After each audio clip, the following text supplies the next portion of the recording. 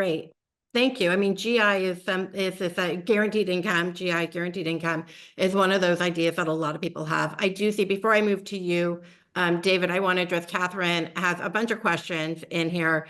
And I actually think that there's one answer to all of them. A lot of them deal with, cash programs work, but, what about the prevailing perception that giving people cash without strings is unfair and counterproductive?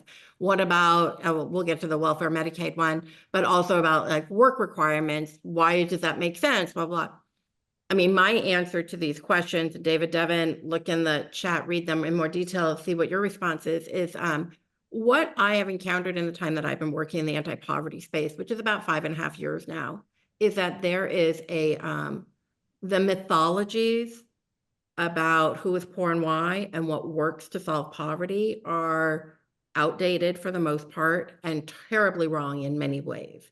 And one of the projects that I'm working on actually with Devin and some others is a narrative change. We need to change the narrative about how people are thinking about this. Right now, we're dealing with a society that believes what they have been told for decades. It's a zero-sum game. If somebody gets something, somebody else loses something.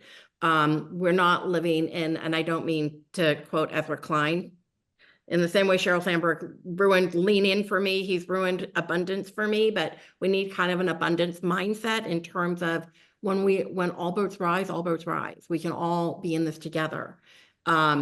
And I think that is the number one issue, is because we've always had the data and the research on our side. But when we try and put that out there, we just found too wonky or too something. We have not nailed it because we're not dealing with people's emotional approach to it. And we need to keep people from going back to those like welfare queen tropes that we've been spoon fed for so long. And I think that, we've done a lot of work on that. And I do believe that it doesn't matter if you identify as progressive or conservative. People are very compassionate and they do not want people who are financially struggling to stay there. We're the wealthiest country in the world. We all know we can do better. We just really disagree about what doing better looks like.